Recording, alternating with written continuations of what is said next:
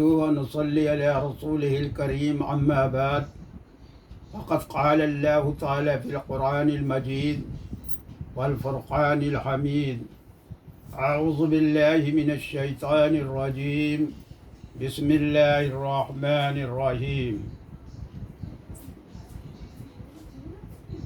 میرے محترم سامعین، میں آپ کے سامنے سیقول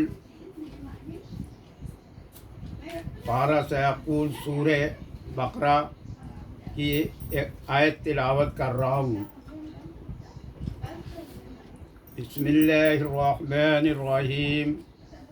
وَإِذَا قِيلَ لَهُمُ اتَّبِعُوا مَا أَنزَلَ اللَّهُ قَالُوا بَلْ نَتَّبِعُ مَا أَلْفَيْنَا عَلَيْهِ آبَاءَنَا أَوَلَوْ كَانَ آبَاؤُهُمْ لَا يَعْقِلُونَ شَيْئًا وَلَا يَهْتَدُونَ۔ ترجمہ ہے، اور جب کوئی ان لوگوں سے کہتا ہے کہ اللہ تعالیٰ نے جو حکم بھیجا ہے اس پر چلو، تو کہتے ہیں بلکہ ہم تو اسی پر چلیں گے جس پر ہم نے اپنے باپ دادا کو پایا ہے۔ کیا اگرچہ ان کے باپ دادا نہ کچھ سمجھ رکھتے ہوں اور نہ ہدایت رکھتے ہوں۔ تفسیر۔ اپنے آباء کی بے بنیاد تقلید۔ بہت دھیان سے سامعین بھائیوں سنیے۔ ایک دن جناب حضرت محمد مصطفیٰ صلی اللہ علیہ وسلم یہودیوں سے ہم کلام ہوئے اور اسلام دین حق کی خوبی سمجھائی، اور یہود کو اس قدر لاجواب کیا کہ ان کے پاس ترک اسلام کا کوئی عذر نہ رہا۔ آخر میں انہوں نے یہ کہا کہ ہم نے اپنے باپ دادا کو اس پر نہیں پایا، ہم تو انہی کے نقش قدم چلیں گے۔ حق تعالیٰ ان کی اس بات کا رد فرماتے ہیں اور ارشاد ہوتا ہے، اَوَلَوْ كَانَ آبَاؤُهُمْ لَا يَعْقِلُونَ شَيْئًا وَلَا يَهْتَدُونَ۔ گویا حق تعالیٰ نے اس آیت میں منکرین اسلام کی کم عقلی اور بد فہمی بیان فرمائی کہ یہ بھی کوئی عقل اور سمجھ کی بات ہے کہ ہر بات میں باپ دادا ہی کے رسم کی پیروی کی جائے۔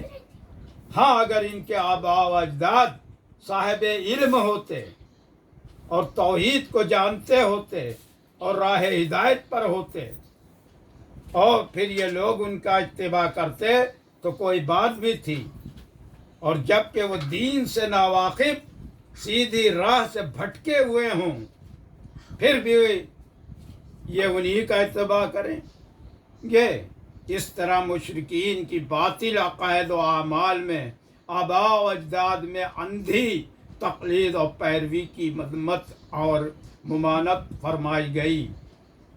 لیکن یہاں افسوس کے ساتھ یہ کہنا پڑتا ہے کہ اب بعض مسلمان بھی دین سے ایسے بیگانہ ہو گئے ہیں کہ جب ان کے سامنے قرآن و حدیث اور اللہ اور رسول کا حکم اور قانون پیش کیا جاتا ہے اور کہا جاتا ہے کہ اس کی پیروی کرو اور شریعت کے حکم کے مطابق عمل کرو، تو ان کا جواب بھی یہی ہوتا ہے کہ ہم تو اپنے باپ دادا اور بڑوں کی رسم اور خاندانی روایت کا لحاظ کریں گے اور اسی طریقے پر چلیں گے جن پر ہم نے اپنے بڑے بوڑھوں کو چلتے دیکھا ہے۔ اس سے ثابت ہو گیا کہ آباء کی تقلید باطل میں حرام ہے، حق میں جائز، بلکہ مستحسن ہے۔ امام قرطبی رحمۃ اللہ علیہ نے اسی آیت کے ذیل میں ائمہ مجتہدین کی تقلید کے متعلق لکھا ہے۔ کچھ لوگوں نے اس آیت کو تقلید کی مذمت میں پیش کیا ہے، اور یہ باطل کے معاملے میں تو صحیح ہے، لیکن حق کے معاملے میں تقلید کا اس سے کوئی تعلق نہیں۔ حق میں تقلید کرنا تو دین کے اصول میں سے ایک مستقل بنیاد ہے، اور مسلمانوں کی دین کی حفاظت کا ایک بہت بڑا ذریعہ ہے کہ جو شخص استحماد کی صلاحیت نہیں رکھتا وہ دین کے معاملے میں تقلید ہی پر اعتماد کرتا ہے۔ میرے محترم دینی بھائیوں و بہنوں، کل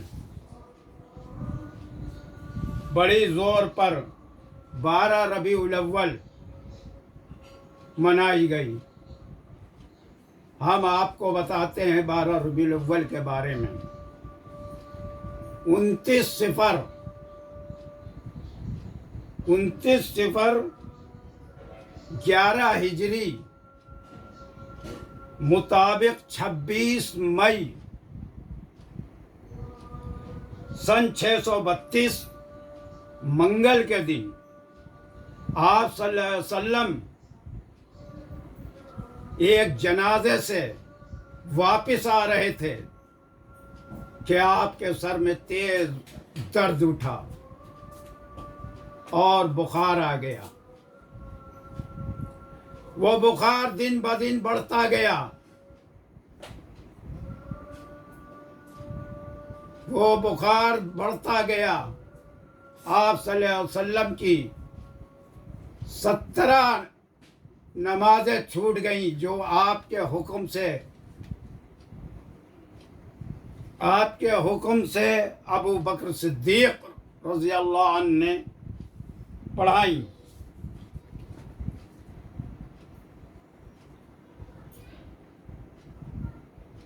اس کے بعد 13 دن گزر گئے۔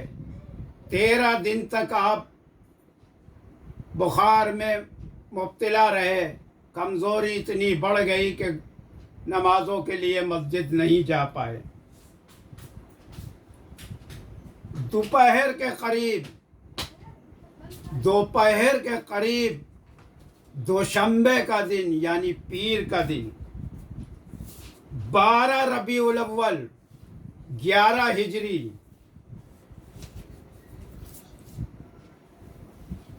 کو آپ کا انتقال ہو گیا۔ آپ کا انتقال کی خبر جو چلی تو سارے صحاباؤں کے ہوش اڑ گئے اور حضرت عمر فاروق رضی اللہ عنہ نے میان سے تلوار کھینچ لی۔ ان کے دماغ پہ اتنا اثر ہوا، کہنے لگے، کچھ منافقین کہتے ہیں ہمارے نبی کا انتقال ہو گیا۔ نہیں ہوا ان کا انتقال۔ جیسے موسیٰ علیہ السلام کو اوپر اٹھا لیا تھا ویسے وہ آپ چلے گئے، ابھی پھر آئیں گے اور لوگوں کے ہاتھ پیر کاٹیں گے۔ وہ دماغ کام نہیں کر رہا تھا ہمارے، اور کسی کی ہمت نہیں تھی جو حضرت عمر سے کہتا کہ تلوار واپس رکھ لو۔ اس وقت قریب میں ابو بکر صدیق رضی اللہ عنہ نہیں تھے۔ جب ان کو خبر پہنچی وہ تشریف لائے۔ انہی نے حضرت عمر سے کہا چپ ہو جاؤ۔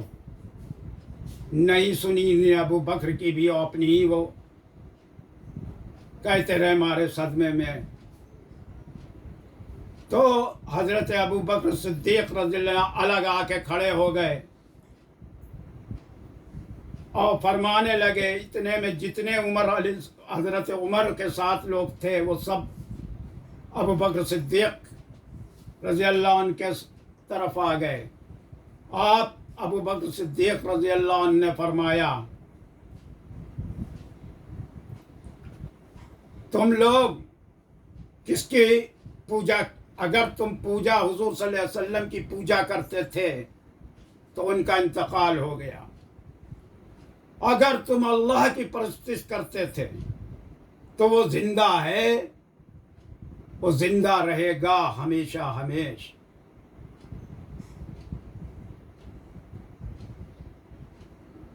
آپ سے بھی پہلے بہت رسول بہت نبی آئے، وہ بھی اس دنیا سے چلے گئے، اسی طرح آپ بھی تشریف لے گئے،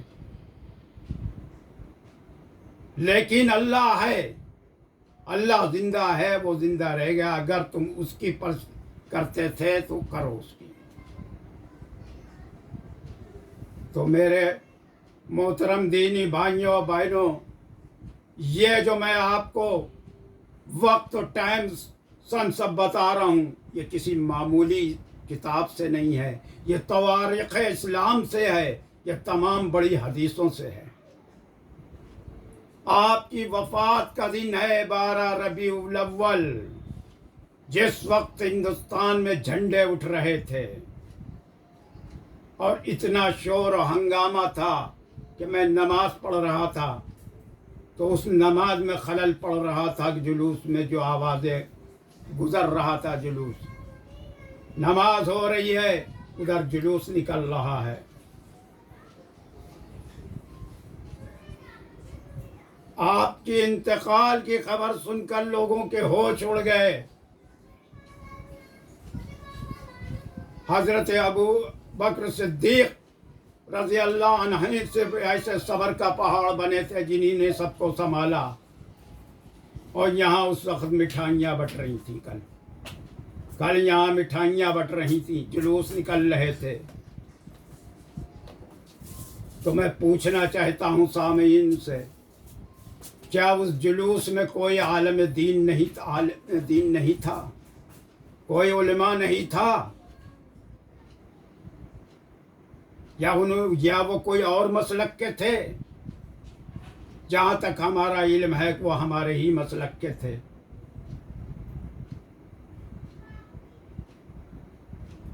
तो ये कितना बड़ी गुनाह की बात है। जितनी औरतें घरों के अंदर बापर्दा थीं, वो सब बेपर्दा सड़कों के ऊपर बैठी थी, हजारों के मजमे में।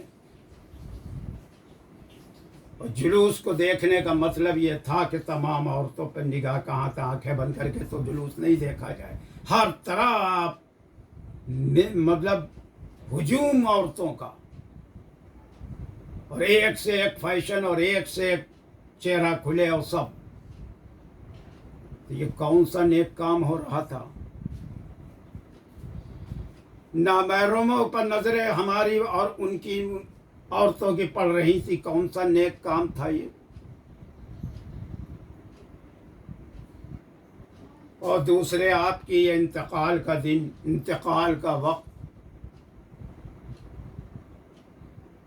जिस तरीके से सदका जारिया होता है, यानी किसी की कोई तबलीग से किसी ने कोई बुरा काम छोड़ दिया, कोई किसी को कुरान पढ़ा गया, कोई कुआं खुदवा गया, कोई मस्जिद बनवा गया, तो आदमी तो इस दुनिया से मर के चला जाएगा, लेकिन जब तक क़यामत नहीं आएगी उसका अज्र व सवाब कब्र के अंदर पहुंचता रहेगा। क़यामत के दिन जो है ओहद के पहाड़ के बराबर नेकियां मिलेंगी। पूछेगा बंदा कि ये कहाँ से आ गई, तो अल्लाह फरमाएंगे ये जो तुम सदका जारिया कर गए थे, किसी को कुरान पढ़ा गए थे, कोई को तुम्हारी तबलीग से सिरात मुस्तकीम पर आ गया था, ये सब वो है। इसी तरीके से गुनाहों का बीज जो बो गया, किसी को गलत राह पे डाल गया, कोई किसी को शराबी बना गया, कोई किसी को चोरी चकारी सिखा गया, कोई किसी को जुआ खेलना सिखा गया, गर्ज जितने गलत काम हैं जिन्हें आप कह लें गुनाह को बो गया, तो वो भी अहद के पहाड़ के बराबर वहाँ निकलेंगे कि ये काम तो हमने कब करे, ये अहद के बराबर गुनाह कहाँ से हमने कब करे, खैर कब नहीं करे। ये तुम वहाँ पर किसी को गलत राह पे डाल आए थे, किसी को जुआ खेलना सिखाई आए थे, किसी को सीधी राह से भटकाई आए थे, किसी को गलत इल्म दिए आए थे, ये सब वो है, उसका ये अजाब है, उसके ये गुनाह हैं जो आज यहाँ अहद के पहाड़ की शक्लों में हैं। तो ये क्यों कर मनाई जाती है 12 रबीउल अव्वल? और दूसरे, अगर ये इंतकाल का दिन भी ना होता, इंतकाल का दिन भी ना होता तो इस्लाम में हमारी शरीयत में बर्थडे है कहाँ? बर्थडे है कहाँ? सबसे पहले हमारे बड़ों को सुधरना होगा। بچے وہی کرتے ہیں جو اس کے بڑے کرتے ہیں، اسی کے نقش قدم پہ، اپنے بڑوں کے نقش قدم پہ چلتے ہیں۔ اگر ہمارے بڑے غلطی کریں گے تو ہمارے چھوٹوں کا کیا ہوگا؟ تو محترم دینی بھائیوں، بڑی تکلیف ہوئی اس بات سے۔ ہمارے کیا بھی مٹھائی آئی اور میری آنکھوں میں آنسو تھے اس وقت۔ مجھ کو بالکل تصور بیٹھا تھا جب حضرت عمر جیسے آپا کھو دیے اور پول کہنے لگے،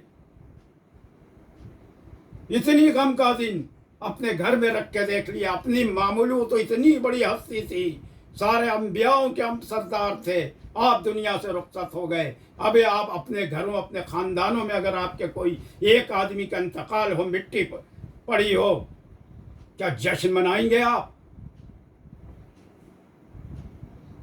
تو یہ کیا ہے؟ یہ کون کر رہا ہے؟ یہ کرنے والے کون لوگ ہیں؟ کیا یہ ہم میں سے نہیں ہیں؟ کسی اور مذہب کے ہیں؟ کوئی اور شریعت ہے؟